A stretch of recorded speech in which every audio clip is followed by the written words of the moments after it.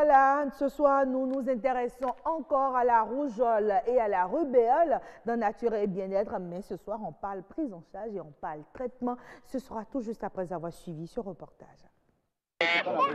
Plus de 5 millions d'enfants sont ciblés par cette campagne.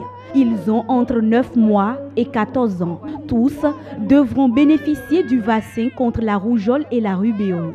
Nous sommes réunis ce matin pour célébrer la santé, la bonne santé de nos enfants, l'avenir du Bénin. En effet, le ministère de la Santé, avec l'appui des partenaires techniques et financiers, vient une fois encore sauver nos enfants de cette redoutable et meurtrière maladie qu'est la rougeole. Aussi, l'occasion est-elle donnée pour que ces enfants qui vont bénéficier de ce vaccin, combiné rougeole-rubéole, soient également protégés contre la rubéole, dont les conséquences sur la santé restent aussi impitoyables, surtout quand elle survient chez la femme enceinte. La vitamine A sera aussi donnée aux enfants âgés de 9 à 59 mois pour renforcer leur immunité. La rougeole est une maladie virale très contagieuse. C'est l'une des premières causes de mortalité infantile dans le monde. Au Bénin, grâce aux efforts du gouvernement et de ses partenaires, on a noté une réduction progressive des décès d'enfants de moins de 5 ans ces dernières années. Seulement, selon les chiffres rendus publics par l'Organisation mondiale de la santé, en 2017, 53 enfants sur 1000 naissances ont perdu la vie à cause de ce mal. Au plan mondial, l'OMS a noté en l'an 2017 une augmentation des cas de rougeole de 30% par rapport à l'année 2016, avec 110 000 décès dus à la rougeole. Au Bénin, les cas confirmés de rougeole sont passés du simple au double de 2016 à 2017, pour être multipliés par 7 en 2018, avec 305 cas confirmés par le laboratoire en raison de multiples foyers épidémiques qu'a connu le pays. 5e édition de la campagne contre la rougeole et première édition de la rubéole au Bénin. Les acteurs de la chaîne de santé et de l'éducation se disent engagés à protéger les enfants de 9 mois à 14 ans contre ces affections graves. Le gouvernement du président Patrice Talon l'a très tôt compris en se donnant pour mission de construire une nation forte qui repose sur la qualité de son capital humain. C'est pour cette raison que du haut de cette tribune, je lance un appel pressant à toutes les Béninoises et à tous les Béninois, sans distinction aucune, du nord au sud, de l'est à l'ouest, et plus spécifiquement aux parents d'enfants de 9 mois à 14 ans, ainsi qu'aux enseignants de la maternelle, du primaire et du secondaire, afin que, pendant les 7 jours de la campagne, ils facilitent le travail aux équipes de vaccinateurs, mettront en place des postes fixes dans les formations sanitaires et dans les lieux publics identifiés avec l'aide des autorités locales pour vacciner les enfants et leur administrer la vitamine A. Près de 7000 équipes de cadres vaccinateurs et 61 superviseurs et consultants nationaux sont déployés dans toutes les écoles et centres de santé du Bénin. Leur mission, vacciner tous les enfants de 9 mois à 14 ans. Voilà, merci à Rebecca Kenjahoundé pour ce reportage. Nous retrouvons Yasmine Damata et son invité sur ce plateau. Yasmine, bonsoir. Bonsoir Nati Bello. Comment vous allez? La pleine forme toujours. Alors ce soir, on reçoit encore un Tokpanou Koudjo, il est médecin infectiologue. Merci d'être avec nous sur ce plateau. Bonsoir madame. Alors aujourd'hui, on parle de traitement et on parle également de prise en charge. Oui. Amis téléspectateurs, oui, hier on a déjà parlé de la rougeole, de la rubéole. Mais aujourd'hui, nous revenons encore sur la rubéole, mais cette fois-ci combinée à la rougeole. Simplement pour parler un peu de la vaccination et voir le traitement et la prise en charge. Docteur, dites-nous, hier déjà, vous nous avez dit sur le plateau qu'il n'y a pas de traitement pour la rubéole. Est-ce à dire que pour la rougeole, il n'y a aussi pas de traitement? En effet, je voudrais dire qu'il faut faire un peu la part pour parler de traitement et prise en charge. Je voudrais peut-être qu'on parle d'une façon globale de prise en charge. D'accord, puisque les deux mots semblent être les mêmes. Voilà. Donc, parlons plutôt de prise en charge. Cette prise en charge, donc, qui englobe le traitement spécifique et le traitement non spécifique. Donc, pour répondre à votre question, il n'existe pas de traitement spécifique ni pour la rougeole, ni pour la rubéole. Traitement spécifique veut dire traitement orienté vers le virus. Voilà. D'accord. Donc, c'est les symptômes que vous traitez. C'est les symptômes qui sont pris en charge, qui sont traités, c'est-à-dire la fièvre. Il faut calmer la fièvre, il faut gérer la fièvre. S'il y a une convulsion suite à une fièvre chez un enfant, il faut gérer cette convulsion. Il faut faire une supplémentation en vitamines comme la vitamine A. Et il faut calmer les douleurs. Voilà. Donc, ce sont ces traitements-là que nous faisons. Sinon, ces deux pathologies virales n'ont pas de traitement spécifique. Et c'est comme hier, vous l'aviez dit sur le plateau, qu'on ne vaccine pas quand on a la rubéole. C'est pareil, on ne vaccine pas quand on a la rougeole, mais on traite les symptômes. Parce qu'il faut savoir pourquoi on fait la vaccination. On fait la vaccination pour empêcher la maladie de venir. Déjà que la maladie est là, la vaccination n'a plus sa place. Donc c'est pour ça que la vaccination est préventive.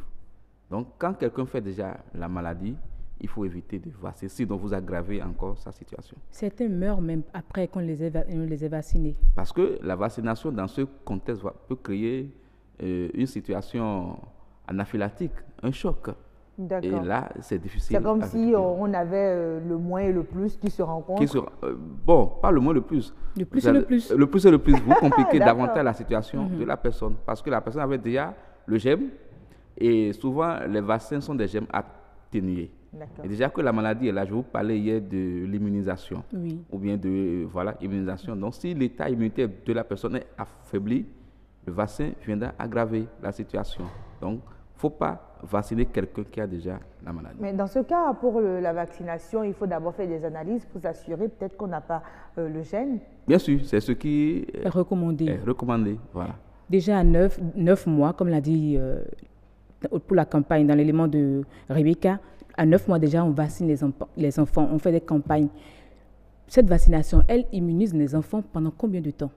Et il faut dire que c'est le Bénin qui a fait l'option de commencer par vacciner les enfants à partir de 9 mois. Sinon déjà, les enfants à tout âge, déjà 6 mois, où on est sûr que l'enfant a éliminé les anticorps de sa maman, on peut commencer par vacciner l'enfant. Mais dans le programme élargi de vaccination, le Bénin a fait l'option de commencer par vacciner les enfants à partir de 9 mois.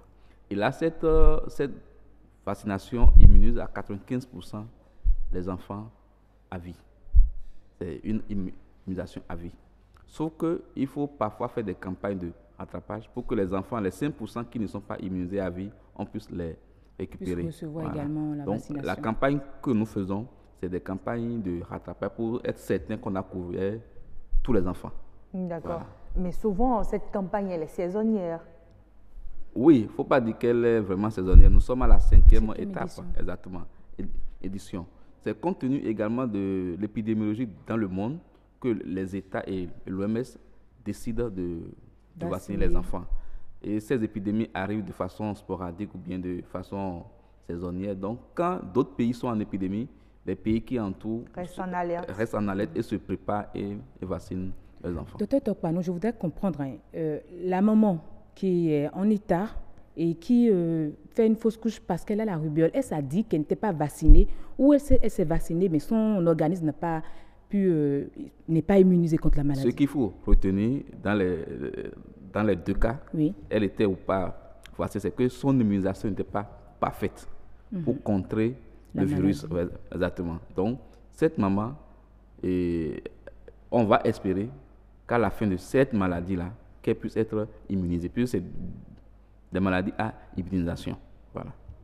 Maintenant, comment prévenir ces deux maladies, la rougeole comme la rubéole? Et les deux maladies étant des maladies sœurs, elles sont des maladies sœurs, mais elles n'ont pas forcément les mêmes types de prévention.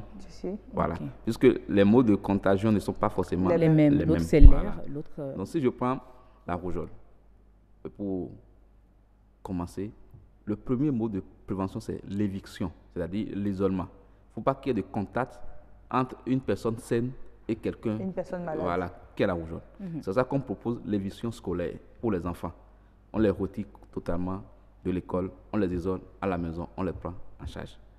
Et par contre, si je prends la rubéole, le mécanisme, par exemple, de contagion de la rubéole, ce n'est pas les gouttelettes, puisque c'est dans l'aérosol. Quand la personne tousse ou éternue, le patient malade rejette les particules virales dans ces gouttelettes. Et donc, quelqu'un serait contaminé si la personne recevait dans sa bouche ou bien respirait ces virus. Donc, le moyen à opposer à ce niveau, c'est donc une barrière respiratoire, c'est-à-dire en utilisant des bavettes pour se protéger, ou bien en disant à ces enfants qui sont malades, en voulant tousser dans un mouchoir jetable.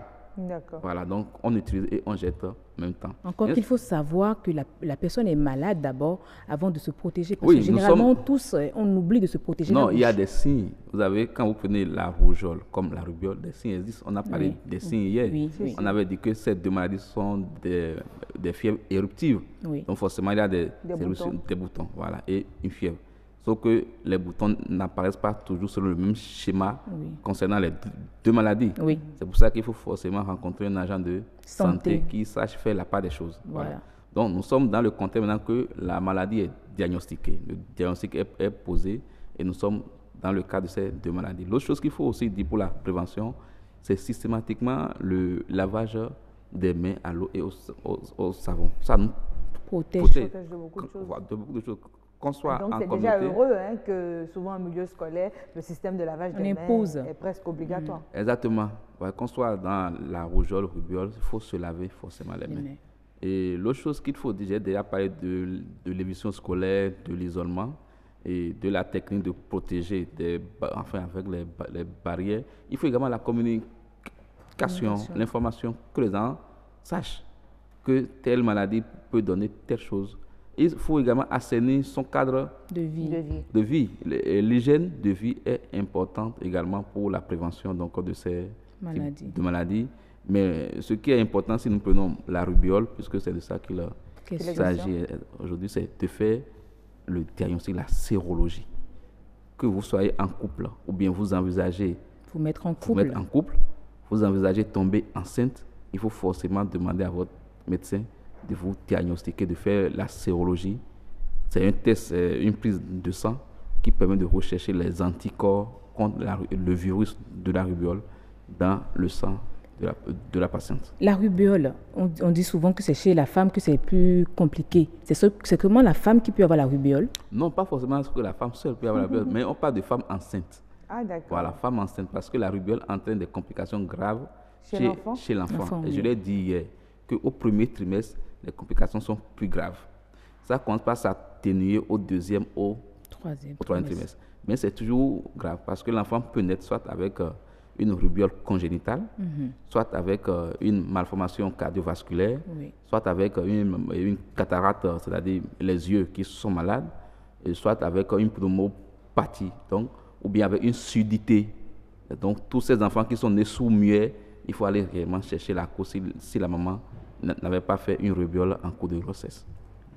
Merci docteur pour toutes ces informations. On peut retenir déjà qu'il faut plus communiquer par rapport à ces deux infections, la rougeole et la rubiole, pour prévenir nos enfants et prévenir également nos générations à venir.